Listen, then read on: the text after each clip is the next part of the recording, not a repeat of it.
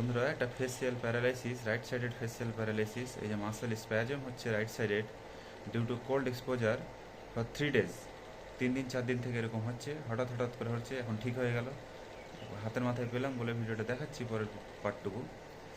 ডান চোখ বন্ধ করুন দেখি, ডান চোখ, ডান একটা চোখ। চোখ খুলে রাখুন, ডান চোখ। বামটা বন্ধ করুন। নামটা বন্ধ করো। সো ফেসিয়াল প্যারালাইসিস এরকম 4 দিন থেকে হচ্ছে বললেন, হঠাৎ করে। এর আগে একবার হয়েছিল, খুলে দিন, এর আগে একবার হয়েছিল, আজকে 4 দিন থেকে হঠাৎ করে শুরু হয়েছে। সো বন্ধুরা, এটা ফেসিয়াল প্যারালাইসিসের একটা কেস আমি দেখাচ্ছি এবং কি ওষুধ দিচ্ছি সেটা দেখাচ্ছি। এনার বয়স সাফিয়া, 57 বছর বয়স, right sided facial paralysis for 4 days। এখানে যেহেতু প্রচণ্ড ঠান্ডা পড়ছে, so maybe cold exposure is the main cause. Facial প্যারালাইসিসের একটা অন্যতম কজ হচ্ছে কোল্ড এক্সপোজার।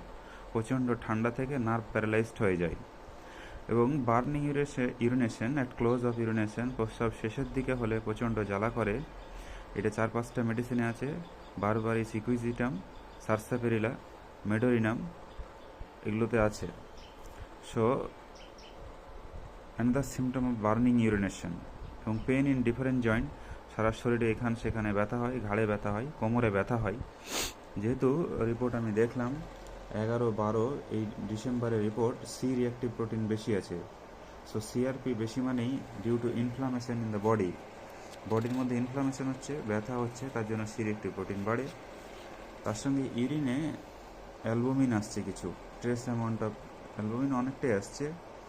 আর পাস সেল আছে 1 থেকে 3টে, এপিথেলিয়াল সেল আছে 1 থেকে 2টো, এরকম আছে। সো নর্মাল, কিন্তু ইউরিনে বার্নিং একটা আছে, অনেক দিন থেকেই চলছে এটা।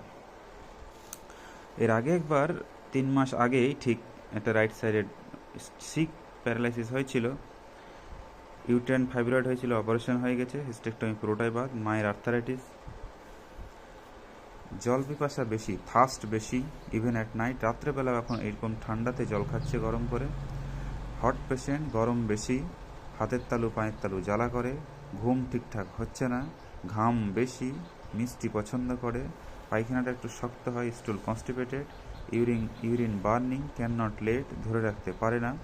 মাইন্ডের মধ্যে মেন্টাল সিমটম রাগ আছে, উইপিং ডিসপোজিশন এবং ফেয়ার অফ থান্ডারস্টর্ম। এ হচ্ছে সিমটোমেটোলজি।